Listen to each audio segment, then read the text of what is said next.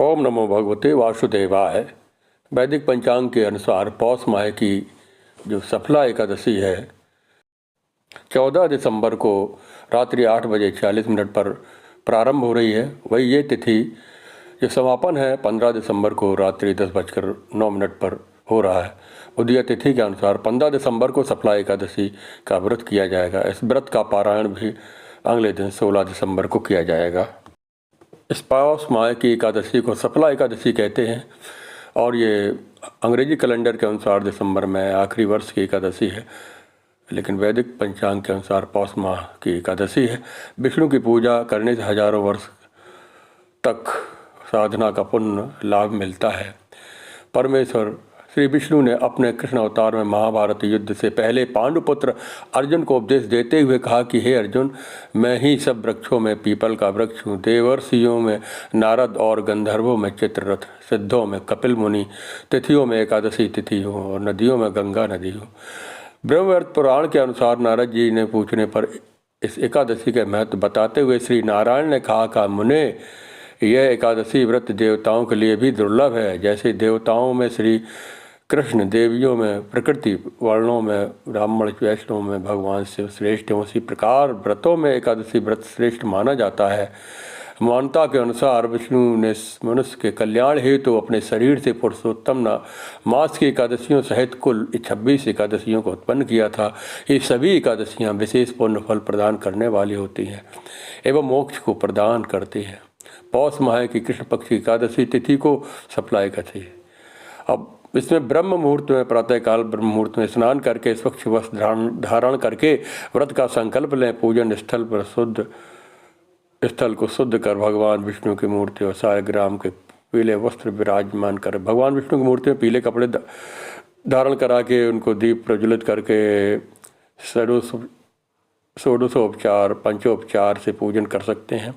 फल पुष्प धूप दीप नैवेद्य चढ़ाते हैं और इसमें ओम नमो भगवते वासुदेवाय प्रमुख मंत्र है। विष्णु सहस्त्र नाम का पाठ करें। सायंकाल में दीप दान, रात्रि जागरण, भगवान की आराधना करें। इस दिन मंदिर में तुलसी के नीचे दीप दान करने का बहुत अधिक महत्व है। धर्म ग्रंथों में बताया कि अगले दिन द्वादशी पर ब्राह्मण या जरूरतमंदों को भोजन कराने से, वस्त्र दान करने से, इस प्रकार विधि से विष्णु भगवान की कृपा प्राप्त होती है, सुख समृद्धि प्राप्त होती है। सफला एकादशी व्रत लोगों के किसी भी कारण से एकादशी का व्रत नहीं कर पाते तो उन्हें इस दिन भगवान विष्णु के विभिन्न अवतारों की कथा का पाठ श्रवण करना चाहिए।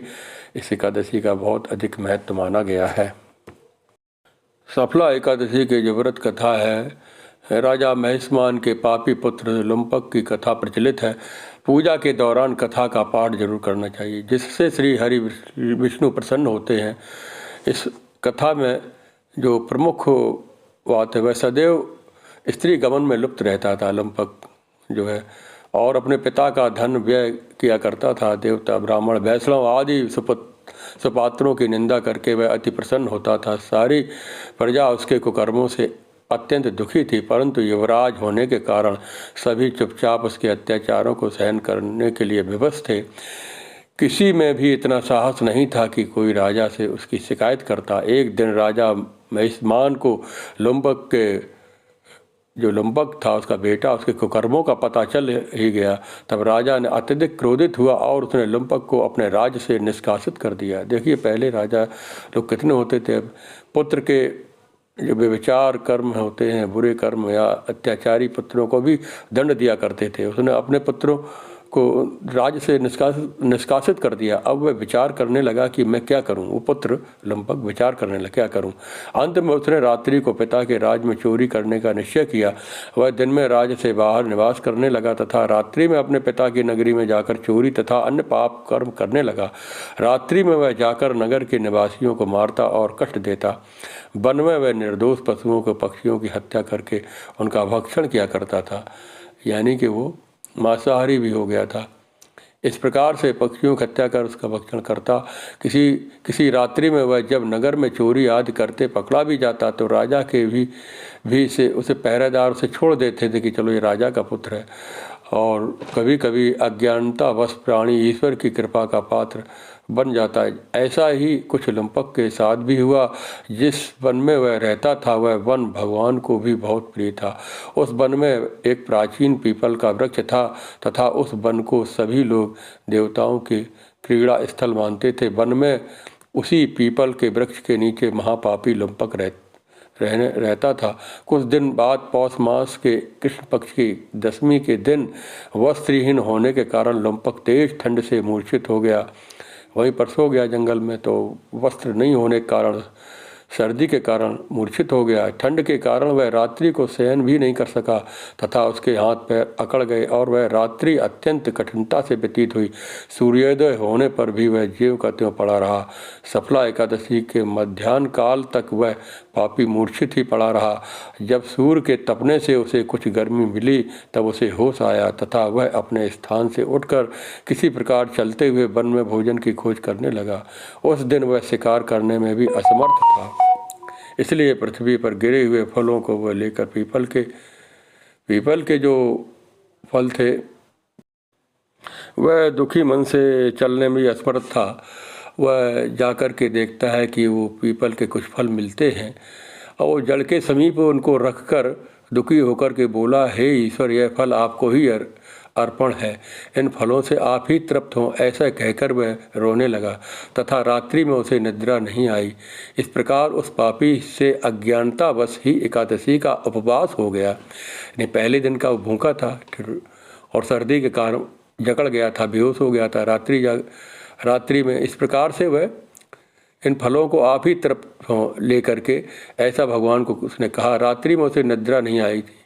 इस प्रकार के पापी से अज्ञानता बस एकादशी का उपवास हो गया। उसे महापापी के इस उपवास तथा रात्रि जागरण से भगवान श्री हरि अत्यंत प्रसन्न हुए तथा उसके सभी पाप नष्ट हो गए। प्रातःकाल होते ही उनके अनेक सुंदर वस्तुओं से सुसज्जित एक दिव्य रथ आया, लुम्पक के सामने खड़ा हो गया। उसी समय आकाशवाणी हुई कि हे युवराज, भगवान नारायण के प्रभाव से तेरे सभी पाप नष्ट हो गए। अब तू अपने पिता के समीप जाकर राज प्राप्त कर। आकाशवाणी को सुनकर लुम्पक अत्यंत प्रसन्न होते हुए बोला, हे प्रभु, आपकी जय हो। ऐसा कहकर उसने सुंदर वस्त्र धारण किए और फिर अपने पिता के समीप पहुंचकर उसने संपूर्ण कथा पिता को सुनाई। पुत्र के मुख से सारा वृत्तांत सुनने के पश्चात पिता ने अपने समस्त राज पुत्र को सौंप करके स्वयं वन में चला गया। ये कथा यहाँ प्रचलित है। इसका यही निकलता है भाव कि हम अच्छे कर्म करें, ब्रह्म हत्या पूर्ण कर्म न करें, और यानी एकादशी के महत्व के कारण एक सद्बुद्धि सद्विचार भी आता है और हमारे पाप कर्म नष्ट हो जाते हैं। सतयुग और त्रेता की प्राचीन ये कथाएं, घटनाक्रम हमारे पुराणों में दी गई हैं। इसको हम श्रवण कर अपनी एकादशी को, व्रत का पारण करें। ओम नमो भगवते वासुदेवाय। ओम नमो नारायणाय। विष्णु सहस्रनाम का पाठ करें और राम रामेत रमेत रामे मनोरमे सहस्त्र नाम तत्तुल्यम राम नाम वरानने। इस प्रकार प्रभु के नामों का उच्चारण करें। प्रभु की श्री राम जय राम जय जय राम, श्री राम जय राम जय जय राम। इस प्रकार से भगवान के विजय मंत्र का, श्री राम जी के विजय मंत्र का भी जप कर सकते हैं। इस प्रकार से जब अगर हम कुछ घंटों तक भी जप करते हैं तो अधिक पुण्य लाभ मिलता है। और विष्णु सहस्त्र नाम का अगर पाठ करना जानते हैं तो करना चाहिए। और उस दिन व्रत रह करके फलों को आहार कर सकते हैं, दूध दुग्ध आहार कर सकते हैं। प्रथम प्रकार का व्रत होता है निर्जला, लेकिन कलिकाल में रहना मुश्किल होता है। लेकिन फलों का या दुग्ध आहार करके जो व्रत में शकरकंद और जो फल होते हैं उनको लेकर के हम व्रत रह सकते हैं। ये भी हमारा बहुत ही उच्च श्रेणी का व्रत माना जाता है कलकाल में। ओम समा शत्रु च मित्रे मान अपमान यो शीतोष्ण सुख दुखे समा संग विवर्जिता। भगवान श्री कृष्ण 12वें अध्याय में भगवद गीता में कहते हैं, जो मित्र और शत्रु में एक समता का भाव रखते हुए मुझे सब कर्मों का समर्पित कर देता है, वह भक्त मुझे प्रिय है। और यो न हृष्यति न द्वेष्टि न शोचति न कांक्षति निर्द्वंद्वो ही महाबाहो सुखम बंधात प्रमुच्यते। वह निश्चित ही इस संसार सागर में मुक्त हो जाता है, जो मुझे मान अपमान, शीत उष्ण, सुख दुख, इसमें समता का भाव रखते हुए मुझ में जो सब कुछ समर्पित कर देता है। कर्मंडे वादकारस्ते माँ फलेश कदाचन, जो कर्म करता है लेकिन फल की इच्छा नहीं करता, वह भी, उसका संस्कार नहीं बनता, वो भी मुक्त हो जाता है। भगवान श्री कृष्ण ने भगवत गीता में बहुत ही 18 अध्याय में 18 प्रकार का योग बताया है, जुड़ने की क्रिया बताई है। इसमें जो मंत्र योग, यज्ञानाम जप यज्ञो अस्मि, यज्ञों में जप यज्ञ बहुत श्रेष्ठ माना गया है। अतः भगवान के नामों का स्मरण और जप अधिक से अधिक करना चाहिए। जप सुमरन पहले हम वाचिक करते हैं, बाद में हमारा अजपा बन जाता है। ओम का उच्चारण भी कर सकते हैं, ध्यान कर सकते हैं हृदय में, और अपने आज्ञा चक्र में भी ध्यान कर सकते हैं, सहस्त्रदल कमल में भी ध्यान कर सकते हैं। इस प्रकार ओम नमो भगवते वासुदेवाय, ओम नमो नारायणाय।